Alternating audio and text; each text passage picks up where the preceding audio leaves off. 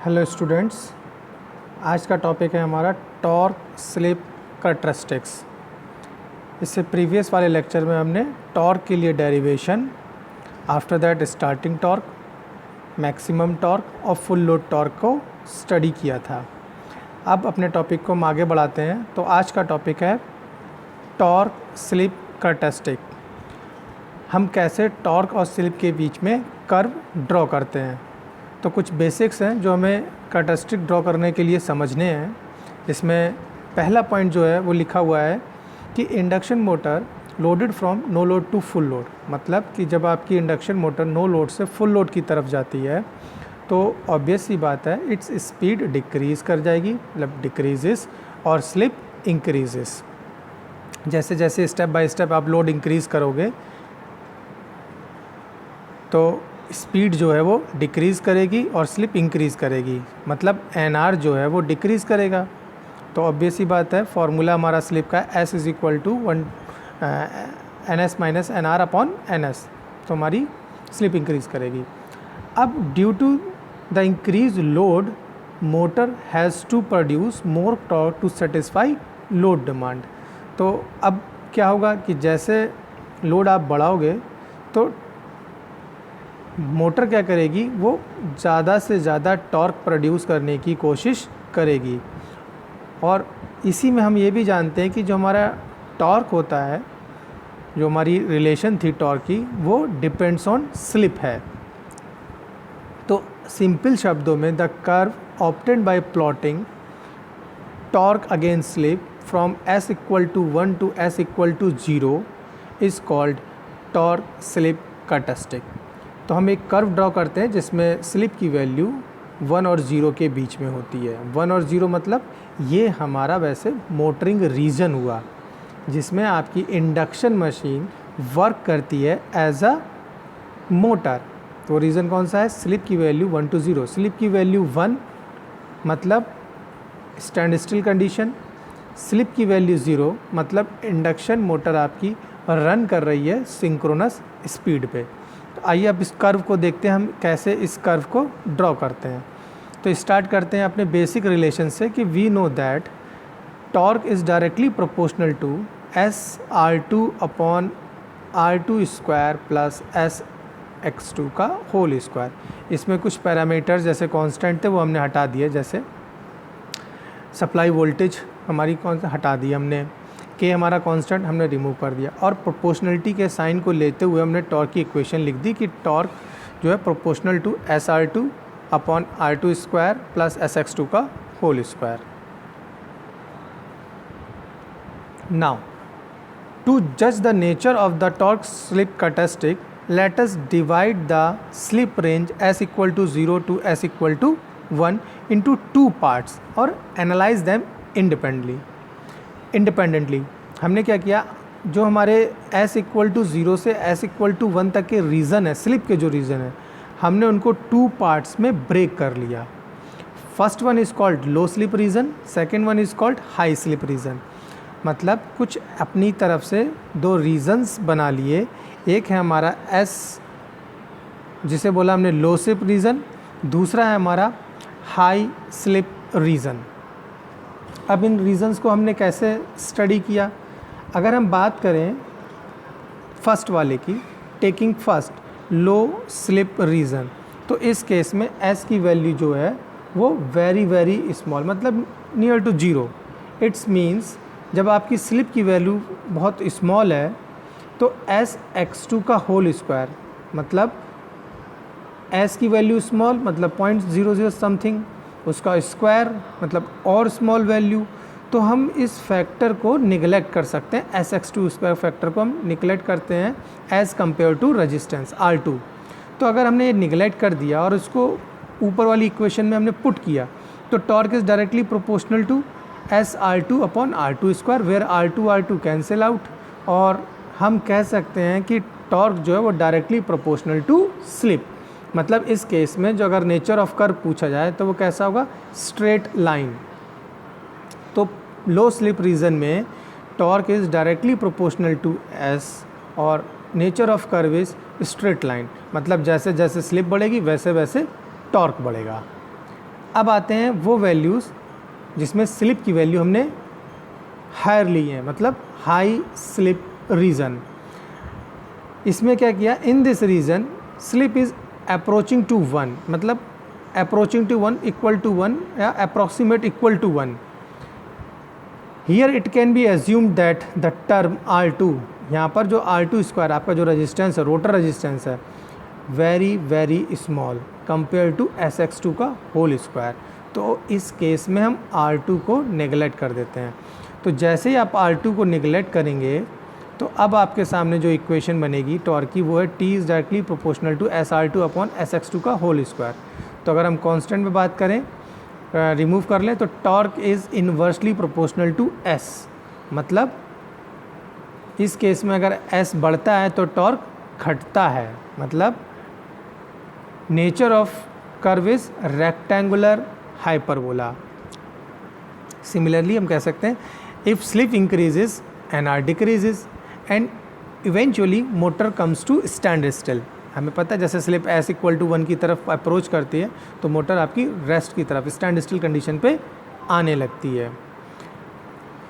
मतलब अब हमने अपनी कैरेक्टरिस्टिक ड्रॉ करने के लिए दो चीज़ें क्लियर कर ली। हमने हाई स्लिप रीजन में स्लिप की वैल्यू और लो स्लिप रीजन में बांट के टॉर्क, एक में डायरेक्टली प्रोपोर्शनल टू स्लिप, एक में इन्वर्सली प्रोपोर्शनल टू स्लिप निकाल लिया। अब हम कर्व कैसे ड्रॉ करते हैं, तो कर्व की तरफ हम बढ़ते हैं। देखिए कर्व, एक एक्सिस, एक्स एक्सिस पे हमने स्लिप ले लिया, वाई एक्सिस पे हमने टॉर्क ले लिया। S इक्वल टू 0 से लेके S इक्वल टू 1, जहाँ पर S इक्वल टू 0 मतलब जो हमारी स्पीड है वो सिंक्रोनस स्पीड है, जहाँ पर स्लिप की वैल्यू 1 है वहाँ पर हमारी स्पीड 0 है, रोटर एट रेस्ट पोजीशन है, स्टैंड स्टिल कंडीशन है। तो हमने अपने रीजन को 2 पार्ट्स में डिवाइड कर लिया, लो स्लिप रीजन और हाई स्लिप रीजन। जो आपका लो स्लिप रीजन है, जहाँ वैल्यू 0 से SM तक है मैक्सिमम स्लिप की वैल्यू, वहाँ पर टॉर्क इज डायरेक्टली प्रोपोर्शनल। तो हमने एक स्ट्रेट लाइन ड्रॉ की पॉइंट A तक। A पॉइंट पर क्या अचीव हो रहा है हमको, मैक्सिमम टॉर्क, क्योंकि उसी पॉइंट पर हमको मैक्सिमम स्लिप मिल रही है। और ये जो रीज़न है आपका, कौन सा रीज़न, OA, ठीक, OA वाला जो ग्राफ है that is your stable region of operation. Next अब हम आगे बढ़ते हैं SM स्लिप से लेके 1 की तरफ, S इज इक्वल टू 1 की तरफ। तो देख रहे हैं हम टॉर्क डिक्रीज़ हो रहा है। अब इस केस में स्लिप तो बढ़ रही है लेकिन टॉर्क डिक्रीज़ हो रहा है, जो A से लेके B तक मैंने डॉटेड आपको रिप्रेजेंट किया है। एंड ये कौन सा रीज़न है, unstable region of operation. Induction motor का अनस्टेबल ऑपरेशन है। The motor cannot continue to rotate at any point in this slip region. Hence, this region is called unstable region of operation. यहाँ पर motor आपकी stop कर जाती है, run नहीं करती है। तो इसी ग्राफ में कुछ चीज़ें हमने B पॉइंट पे क्या है, तो एट द पॉइंट वहाँ पर आपका स्टार्टिंग टॉर्क है। A पॉइंट पे क्या है आपका मैक्सिमम टॉर्क है। और एक आर्बिट्रेरी पॉइंट लिया C, ये आपको दे रहा होगा फुल लोड टॉर्क, जब आपकी मोटर फुल्ली लोडेड है। तो ये है आपका टॉर्क स्लिप कैरेक्टरिस्टिक। अब टॉर्क स्लिप कैरेक्टरिस्टिक पढ़ ली, मतलब अब हम समझ सकते हैं कि मोटरिंग रीजन क्या होता है, जनरेटिंग रीजन क्या होता है और ब्रेकिंग रीजन क्या होता है। तो नेक्स्ट टॉपिक की तरफ बढ़ते हैं। नेक्स्ट टॉपिक है हमारा जनरेटिंग एंड ब्रेकिंग रीजन। तो ये जो रीजन्स हैं आपके, मोटरिंग रीजन, जनरेटिंग रीजन या फिर braking region, depends on the value of slip. तो मैंने यहाँ पर लिख रखा है कि if S is in between 0 to 1, तो machine runs as a motor. अब स्लिप की value greater than 1, S is equal to greater than मतलब braking mode. The motor is rotate in opposite direction so that the rotating field. अब opposite direction में कैसे हो सकती है कि हम आप एंटी क्लॉकवाइज मोटर को रोटेट कराने लगे अगर वो क्लॉकवाइज रोटेट हो रही है। The motor comes to quick stop under the influence of counter torque which produces braking action. The method by which the motor comes to rest is known as plugging. Plugging, याद रखिएगा, the method by which the motor comes to rest is known as plugging. Next की तरफ बढ़ते हैं, induction machine as a generator. अब इस case में slip की वैल्यू कैसी होनी चाहिए, नेगेटिव, और ये कब होगी, जब आपकी मशीन, इंडक्शन मशीन रन करे ग्रेटर देन सिंक्रोनस स्पीड पे, मतलब नेगेटिव स्लिप मिलेगी आपको। That indicates rotor is running at a speed above the synchronous speed. Thus, the negative slip generating action takes place and nature of the torque slip is reverse in the generating region। तो जो आपका motoring reason का torque slip characteristic है, generating reason में वो just उसका reverse हो जाएगा, जस्ट उसका अपोजिट आ जाएगा। तो तीनों रीजन हम एक ही कर्व पर कैसे दिखाएंगे, it should be like this. अब आपके सामने तीनों रीज़न के लिए एक कर्व बना हुआ है जिसमें मैंने स्लिप की 3 वैल्यूज ली हैं। एक जब स्लिप की वैल्यू ग्रेटर देन 1 है, एक वो रीजन जब स्लिप की वैल्यू 0 और 1 के बीच में है, और एक वो रीज़न जहाँ पर स्लिप की वैल्यू निगेटिव है। मतलब एक ब्रेकिंग रीज़न हुआ, एक मोटरिंग रीज़न हुआ और एक जनरेटिंग रीज़न हुआ। तो जो मोटरिंग रीज़न है इसके लिए हमने टॉर्क स्लिप कैरेक्टरिस्टिक अभी जस्ट प्रीवियस स्टडी की हैं, जस्ट अभी ऊपर अब तो आपको सेम दिख रही हैं, तो आपने ड्रॉ कर ली। और जनरेटिंग रीज़न में हमने अभी जस्ट ऊपर बताया था कि आप सेम कैरेक्टरिस्टिक को लेकिन नेगेटिव साइड ड्रॉ कर दीजिए, तो मैंने जस्ट उसका रेसिप्रोकल नेक्स्ट साइड बना दिया। ब्रेकिंग रीज़न में आप क्या करेंगे, वो कैरेक्टरिस्टिक आप टेंस टू करेंगे 0 की तरफ, जहाँ पर आपकी मोटर स्टॉप हो जाएगी। तो ये आपके 3 मोड ऑफ ऑपरेशन है, 3 mode of operation, braking, motoring और जनरेटिंग। तो आज के लेक्चर के लिए इतना ही है, लेकिन हम चूँकि हमेशा चीज़ें रिवाइज़ करते हैं तो वापस आते हैं हम अपने टॉर्क इक्वेशन पे। हमने सबसे पहले टॉर्क इक्वेशन स्टडी की, बताया इसमें वापस आते हैं टॉर्क स्लिप कैरेक्टरिस्टिक पे। हमने इसमें पहले बताया कि आपकी नो लोड से फुल लोड है जिसमें स्पीड डिक्रीज़ करेगी और स्लिप इंक्रीज़ करेगी, और जो कर्व है आपका टॉर्क वर्सेस स्लिप, इसी को बोलते हैं हम टॉर्क स्लिप कैरेक्टरिस्टिक, जहाँ पर स्लिप की वैल्यू आप 0 से 1 के बीच में लेते हो जब ये मोटरिंग एक्शन होता है। तो आपने एक इक्वेशन लिख ली, T is directly proportional to SR2 upon R2 square plus SX2 का होल स्क्वायर। अब इसको हमने स्लिप की हमने 2 रीजन में डिवाइड कर लिया, एक आपका रखा लो स्लिप रीजन, एक रखा आपका हाई स्लिप रीजन। लो स्लिप रीजन में हमने देखा कि जो SX2 है वो वेरी स्मॉल है, मतलब स्लिप की वैल्यू स्मॉल है, तो हमने इसको नेगलेक्ट किया। तो नेगलेक्ट करने के बाद हमको जो रिजल्ट मिला वो था torque is directly proportional to slip.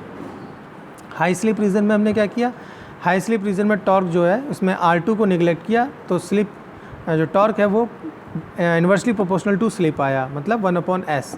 इस केस में नेचर ऑफ कर्व क्या है, रेक्टेंगुलर हाइपरबोला। और इन्हीं कॉन्सेप्ट को समझते हुए हमने अपनी टॉर्क स्लिप कैरेक्टरिस्टिक ड्रॉ कर ली 0 से 1 के बीच में। एक तरफ मैंने आपका स्ट्रेट लाइन दिखाया है, दूसरी तरफ रेक्टेंगल हाइपरबोला हल्का सा कर्व के साथ नीचे आ रहा है। देखिए आप ग्राफ में देख रहे होंगे तो हल्का सा कर्व के साथ आगे की तरफ बढ़ रहा है।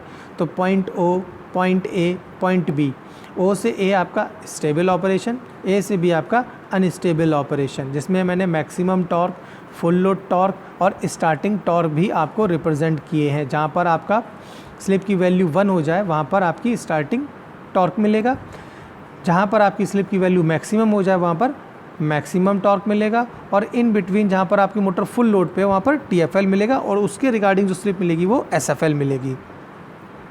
देन हमने तीनों के रीजंस देखे, जनरेटिंग रीजंस और मोटरिंग रीजन और ब्रेकिंग रीजन।